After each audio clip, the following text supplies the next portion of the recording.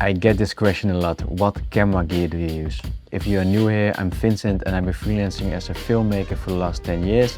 And next to that, I run Vincent Color Film where I teach filmmaking. In this video, I'm not gonna share all the gear that I own, but I'm just gonna show you the gear that I actually use.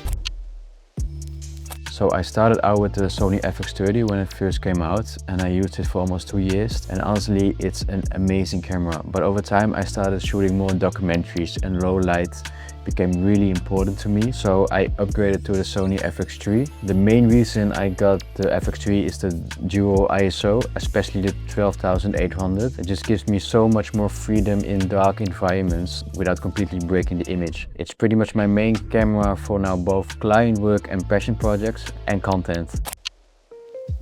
I've used a lot of lenses over the last few years, but I always come back to only 3 lenses that I use most of the time. So the first lens I'm gonna talk about is a bit of a weird one. It's this 11mm from Sony, but it's an APS-C lens. I got it for my Sony FX30, but then I sold the FX30 and got this FX3. And the FX3 is full frame and this lens is an APS-C. So that's why you see the vignetting. So you can definitely not use it all the time because it's quite a specific look. But for behind the scenes, socials, it's one of my favorite lenses. Let's talk about the lens I've probably used the most over the years. It's the G Master 2470. It's the G Master 1, not the G Master 2. I know the G Master 2 is a lot smaller and lighter, but a lot more expensive. I think it's like almost double the price. It's the lens I can definitely always rely on. The focal length is just perfect for most of my work, especially documentaries. I can shoot almost everything without changing the lens, and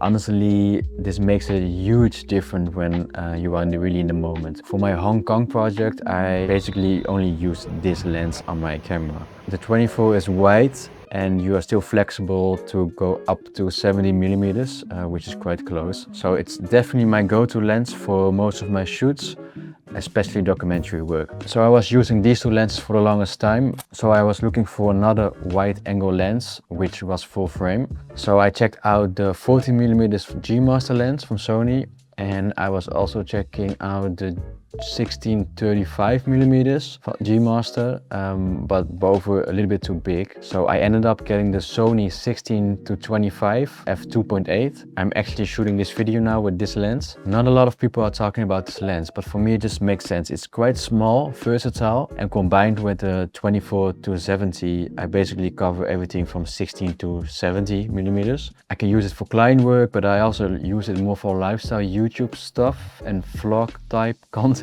I'm really happy with it, but if I'm honest, if I had to choose again today, I would probably go for the 16mm prime, which wasn't out then because it's a little bit more smaller, and most of the time I use 16mm anyway. But nevertheless, I really still love it. Before I forget, last week I picked up the Sony A7C II. I'm actually filming this video with that camera, and it's the first time I'm using the camera for my YouTube. And there are 2 reasons that I got this camera. First of all, I wanted a proper B cam for YouTube. And the second reason is a bit more personal. I recently converted old high-8 footage from my parents to digital. And this made me realize how much my dad used to film the day-to-day life.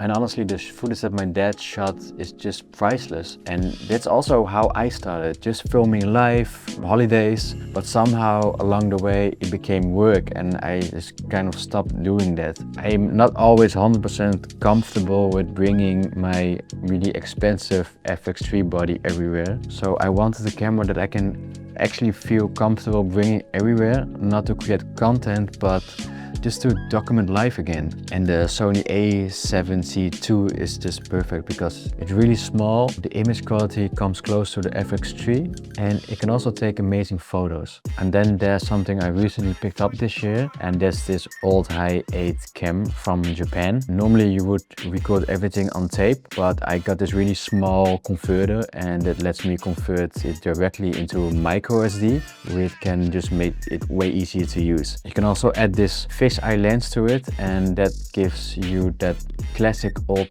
school skateboard feel. So this is something I've been using a lot the last few months. I even brought it to Hong Kong for my documentary, and I'm actually gonna use a lot of the footage. I did a combination of the fisheye, and when I remove the fisheye, it just has a normal, I think it's 35 millimeters.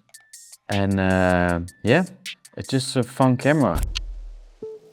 Something really important, ND filters. I keep it really simple. I basically use one ND filter of 82 millimeters, which fits on the 2470 G Master. And then I use step-up rings so I can use it on all my lenses. And this works really well, especially for the wider lenses, because it can help you avoid seeing the edges on the filter. It's a really simple setup. So I have two of these so that I don't have to switch all the time.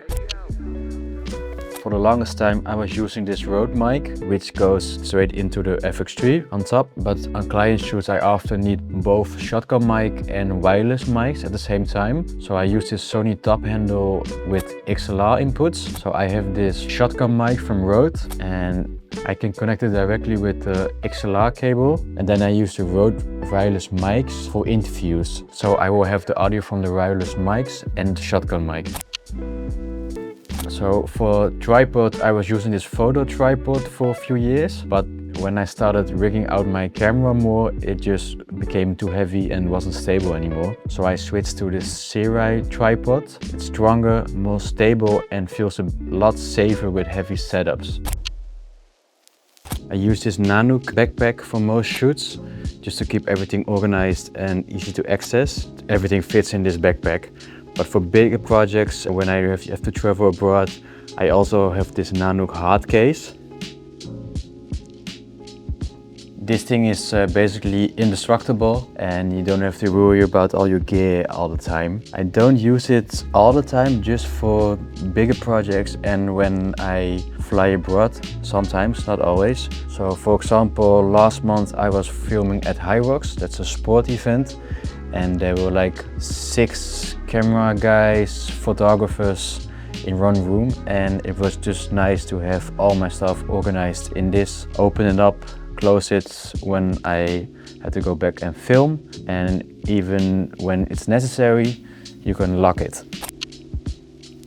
I don't own a lot of lights because for bigger client projects I like to just rent the lights that I need for that specific project. For my own content I just have one softbox and one smaller light. When I was filming this basketball documentary in Hong Kong, I actually needed a small light. I found a camera area in Hong Kong, and they had 4 floors with over 100 camera stores, all next to each other, and everything was a lot cheaper than here in the Netherlands. So I started looking around and ended up with this small light, and honestly it really surprised me. It's really small and compact, but still power enough to shape an image, and you can use it with the battery. I ended up using it during the shoot and got some really nice shots with it. And other than that, I have this small rig light which I use as a softbox at home for my content, and sometimes I bring it on shoots because it's, as you see, not too big, and you can use a V-mount battery on it, so it's a bit more flexible. This is not all the gear that I own, but it's definitely all the gear that I really trust and use most of the time on my client work, but also content for Vintage Color Film.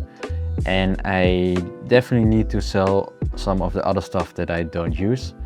And if you guys have any questions about the gear, let me know in the comments, and see you in the next one.